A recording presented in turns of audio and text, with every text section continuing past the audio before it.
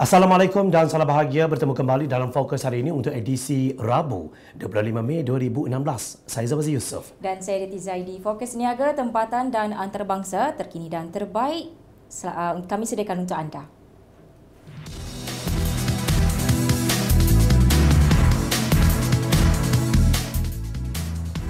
Paparan utama Fokus hari ini Rabu 25 Mei 2016.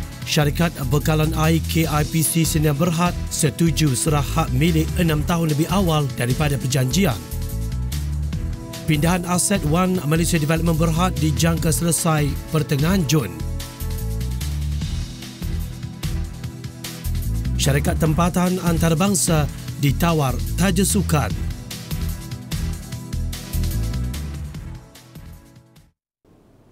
Menteri Sumber Asli dan Alam Sekitar Datuk Seri Dr. Wan Junaidi Tuanku Jaafar berkata 43 atau 9% daripada sungai di negara ini mengalami pencemaran dengan sebahagian besar daripadanya berada di kawasan bandar. Menurut beliau, daripada sungai yang dipantau Jabatan Alam Sekitar, 186 atau 39% daripadanya didapati mengalami sedikit pencemaran, manakala 244 atau 52% lagi berada dalam keadaan bersih.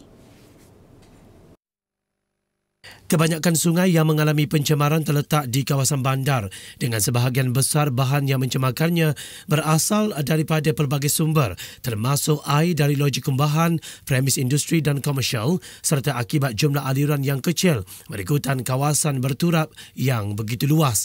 Kata Wan Junaidi dalam ucap tama pada seminar mengenai keselamatan sumber air dalam konteks matlamat pembangunan mapan SDGD hari ini. Teks ucapan beliau dibacakan timbalannya Datuk Hamim Samuri. Sementara itu, Wan Junaidi berkata beliau bimbang tentang endapan terampai daripada aktiviti pembangunan tanah apabila kawasan tanah yang luas dibersihkan untuk ditanam semula atau melaksanakan perusahaan tanaman komersial baharu. Beliau berkata dalam kenyataan kes, langkah kawalan hakisan tidak banyak diberikan perhatian dan sebahagian besar endapan akan dihanyutkan ke dalam laluan air ketika hujan. Waris kepada 3 penumpang pesawat MH370 hari ini dibenarkan untuk mendapatkan semua rakaman audio dan transkrip berkenaan komunikasi antara Malaysia Airlines System Berhad dan Malaysia Airport Berhad dengan pesawat malang itu sebelum pelepasan pada 8 Mac 2014. Peguam Sanggit Kordio yang mewakili keluarga itu selaku plaintiff berkata kesemua rakaman audio dan transkrip itu akan digunakan sebagai sokongan ketika perbicaraan kes itu. Number control Malaysian 370. Malaysian 370, lampu radar, good morning. Climb flight level 250. Morning, level 250, Malaysian 370. Malaysian 370, climb flight level 350. Climb level 350, Malaysian 370. Malaysian 370, maintaining level 350. Malaysian 370. 370, maintaining level 350. Malaysian 370. Malaysian 370, contact Ho Chi Minh 120.9. Good night. Good night, Malaysian 370. Mahkamah Tinggi membenarkan permohonan itu kerana mendapati ia perlu untuk satu perbicaraan yang adil. Katanya kepada pemberita, kes itu disebut di dalam Kamar Hakim Datuk Muhammad Zaki Abdul Wahab yang turut dihadiri Peguam Saranjit Singh mewakili MAS. Katanya mahkamah juga menetapkan 14 Julai ini untuk pengurusan kes. Sementara itu, Saranjit berkata pihaknya akan memfailkan rayuan terhadap keputusan itu. Dalam permohonan itu, plaintiff memohon beberapa dokumen antaranya semua transkrip dan mesej komunikasi, rakaman audio termasuk Air Ground Communications Recording, CMCS Recording dan Aircraft Communication, Addressing and Reporting System Logs, ACAS Logs, sama ada dalam bentuk suara atau data yang dihantar dan atau diterima dari pesawat MH370 dengan kedua-dua defendant itu sebelum pelepasan pada 8 Mac 2014. Dalam permohonan yang difailkan pada 23 Disember 2015 itu, mereka juga memohon diberi semua dokumen berkenaan pemeriksaan pesawat sebelum berlepas dan semua dokumen berkenaan prosedur operasi standard SOP untuk mengesan pesawat dari pelepasan hingga sampai ke destinasi. Mereka berkata pendedahan semua dokumen dan maklumat itu adalah relevan dengan tuntutan plaintiff selain membantu mahkamah mencapai penilaian yang lebih tepat serta penyelesaian yang adil. Pentadbir Malaysian Airlines Sistem Berhad MAS menerima kelulusan daripada pihak berkepentingannya untuk melanjutkan moratorium semasa berhubung peralihan MAS kepada Malaysia Airlines Berhad MAB untuk tempoh 12 bulan lagi sehingga 24 Mei 2017 bagi menyelesaikan tugas-tugas yang belum dilaksanakan.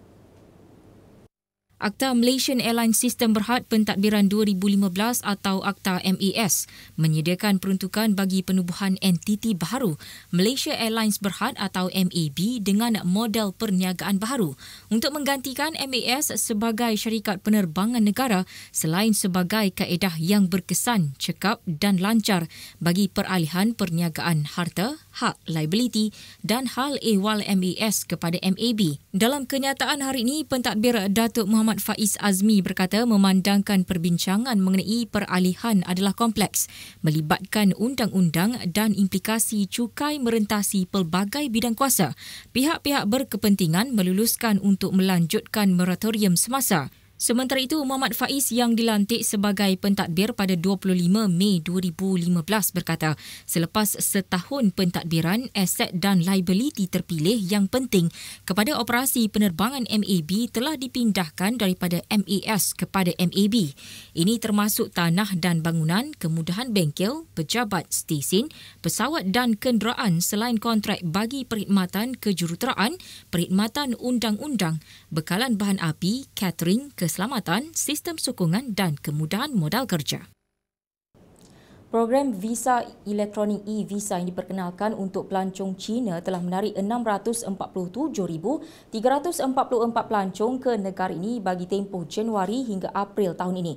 Menteri Pelancongan dan Kebudayaan Datuk Seri Muhammad Nazri Abdul Aziz berkata, jumlah itu menunjukkan peningkatan berbanding 352,575 pelancong bagi tempoh yang sama tahun lalu.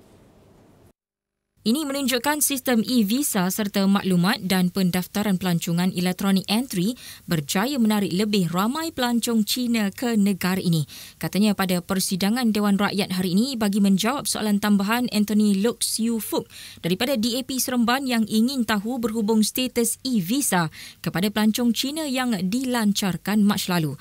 Program e-visa dan entry bagi meningkatkan jumlah kedatangan pelancong dari Cina dilancarkan secara rasmi di Beijing pada 1 Mac lepas. Bermula 1 Mac hingga 31 Disember tahun ini, pelancong Cina boleh memasuki Malaysia tanpa masalah memandangkan mereka boleh memohon visa secara dalam talian dan mencetak sendiri e-visa tersebut. E-visa adalah bagi pemohon yang tinggal tidak melebihi 30 hari dan perlu membayar yuran pemprosesan RM128, manakala perkhidmatan entry pula bagi mereka yang melakukan perjalanan singkat, tidak melebihi 15 hari dengan bayaran pemprosesan RM102. Sedikit laporan keuangan, ringgit meningkat berbanding dolar Amerika Syarikat untuk ditutup kukuh susulan kenaikan harga minyak. Pada 5 petang, unit tempatan disebut pada 4.1010 berbanding dolar Amerika daripada 4.1200 pada Selasa.